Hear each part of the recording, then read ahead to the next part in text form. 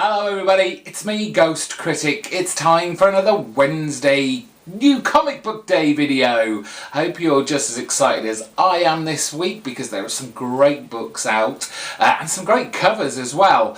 I've got 8 books to show you and also an extra one that I think the book came out last week, but I was kind of umming and ahhing about it and kind of left it behind, but I heard some great things about it since, so I've decided I'll pick it up this week instead. I'll be showing you those in just a few seconds, minutes even, as I tell you that over the weekend I uploaded not one video but 2. On Sunday you got my regular comic book review video. Thank you to you all for watching that. And also on Saturday I finally got round to uploading my Q&A video to celebrate my 7 years here on YouTube. So if you've not seen that yet, you've not heard your question answered, get over there and listen to that hour-long video. I don't expect you to watch it all in one go. Please come and go as you wish. But thank you to everyone over the last few weeks that have said such kind things about my channel and congratulating me for being here for 7 years. It feels like it was only yesterday. I'm still having so much fun doing these. If I wasn't, I wouldn't be doing it. On to new subscribers. I have 4 new subscribers in the last 7 days. Thank you to these 4 people, who include Ken Ives, Dank Jones 40, Doc Vector and Does It Even Matter? Those 4 all subscribed to me over the last 7 days. So if you're new to my channel and you subscribe in the next 7 days, that's a lot of subscribes, you'll get a shout out in next week's video. And don't forget, if you have subscribed in the last 7 days and you didn't hear your name shouted out, that's because you've got your subscriptions set to private and I don't get notified of you. So don't forget, if you subscribe and want to shout out, make sure your subscriptions aren't set to private. Now let's get on with those comic books, and I'm going to kick off with the book that I think was out last week, which I left behind, and it was from the Allreds, Lee, Michael and Laura, issue number 1 of Bug, The Adventures of Forager from DC's Young Animal line, which is the first book from that line I think I've actually purchased.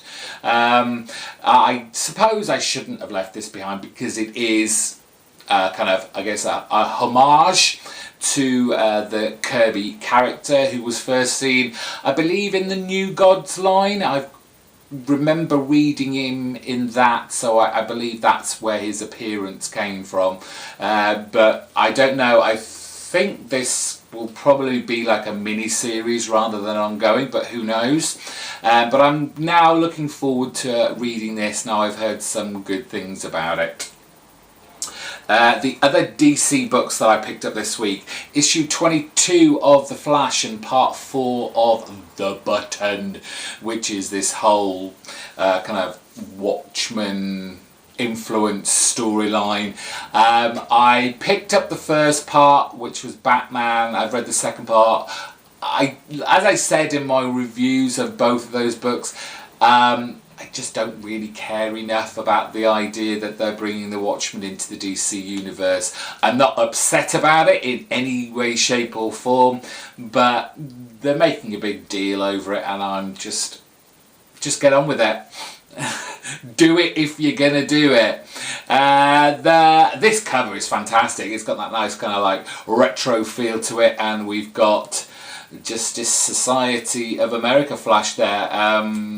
It's Jay Garrick, I think that's right. Please, if I'm wrong, I'm sure you'll let me know in the comment section. But great cover, yes, love this. But we've got a new artist on here, Howard Porter on art. So it's going to be interesting to see the difference in art style, because this book, because it is bi-monthly, that it does chop and change with the artists from issue to issue, and now we're adding another artist onto it as well. Nothing like continuity in the art, really, DC, but when you're bringing out books twice a month, that's what you're going to have to put up with. Book that I've been enjoying the crap out of lately. It's Super Sons issue number 4. Great Peter Tomasi title that is just fun all the way. So entertaining. Character of Damian Wayne that you love to hate or hate to love, but coupled with Superboy, it's just hilarious. The snarkiness between them both while trying to escape from all these kind of Ultron type. It's not Ultron, is it?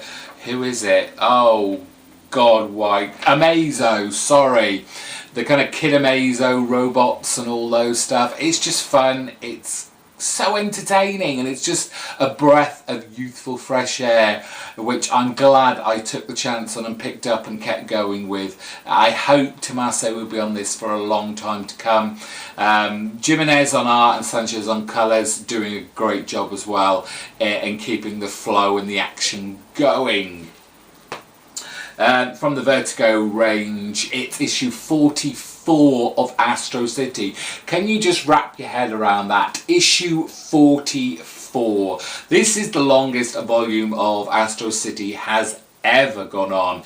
Wherever it may have landed, whether it was Image Comics, Homage Comics, now we're here at Vertigo, and Kurt Busiek just seems to be building and building and building. The last few issues, especially since issue 100, have just been fantastic. I've loved and lapped up every single one.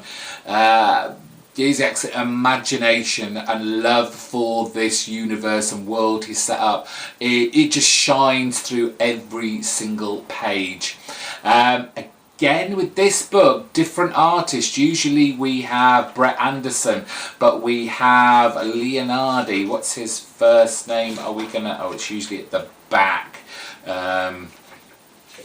Back page. We've got Rick Leonardi, who is the guest penciler on this, and having looked through the book, it certainly has a more kind of comic booky feel than the more, I won't say photorealistic, but it's a lot more realistic looking, like the covers on the front is usually the kind of art you get in the back, but great stuff nonetheless.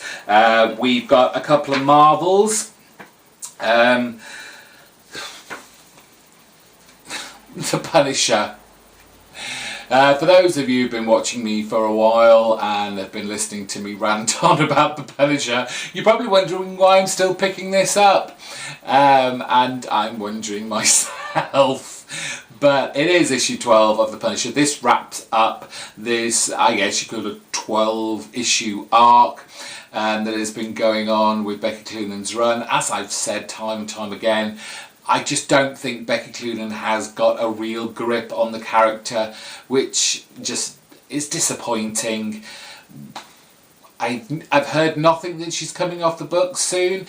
Again, it's one of those titles, much like, you know, the lowest selling ones, I would guess, because I don't know the actual facts and figures for this book, but I can imagine it's not selling incredibly well like the likes of Silver Surfer, which makes me think this book probably won't last again much longer, and it'll go away for a while, and then we'll get a new creative team and another new number one. We all know how much Marvel loves its number ones. We have issue 20 of Charles Soule's Daredevil, and this sees the conclusion of the Purple storyline, and we may finally find out in this issue how Daredevil and Matt Murdock managed to hide his identity from the world yet again. After, just before Secret Wars, he told everyone and moved to California. Now he's back in his Devil's Kitchen, and no one knows who he is again. And this has been the kind of run-up to revealing how that happened. It might have something to do, there's been kind of inklings, it might have to do with all the purple kids that are running around, because he basically helped them out in the last storyline part of this Purple run, but we'll see. enjoying Daredevil. It's one of my favourite Marvel characters, so I generally do pick up these when they come out. From Marvel's Icon range, and I just thought Bendis had pretty much given up on this because I haven't a clue what's going on in this book anymore. It's Powers, it's issue number 8, and I guess this is one of those books that I'm buying more out of loyalty to the past volumes rather than what is actually going on in the book now, because the solicitations on this is all over the place. I can't remember the last time Powers came out, if it came out at all this year, but I'll pick it up, we'll read it, we'll see if anything feels familiar, but I'm not banking on it. Last 2 books this week comes from Image. We have part 3, issue 3 of Jeff Lemire's self-written and drawn title, Royal City. I really get a kick out of this book. However, many people have kind of seen similarities in his past work, but maybe that's why I like it. Stick to what you know, stick to what you're good at. And there's something about the tone and the storyline that I really identify with.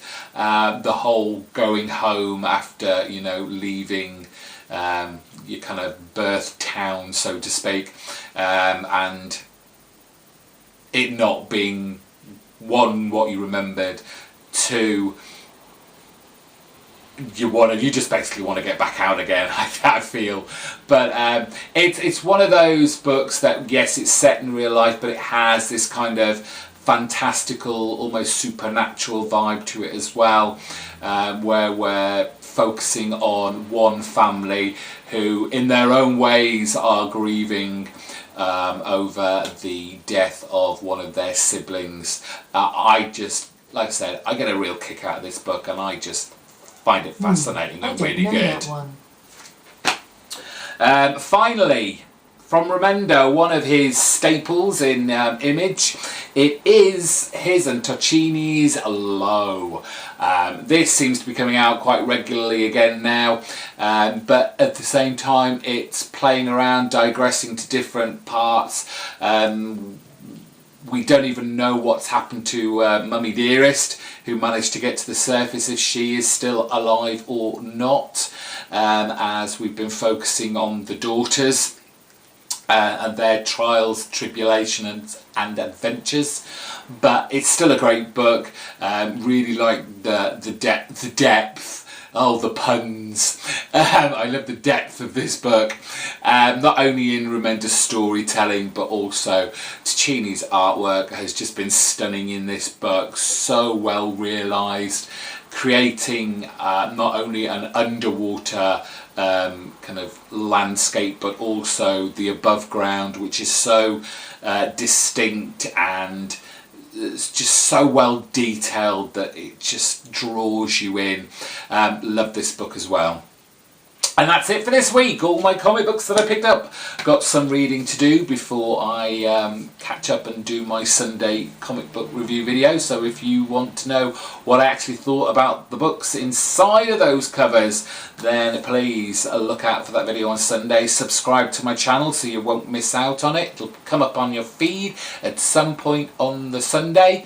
Until next time, I will speak to you soon. Bye bye.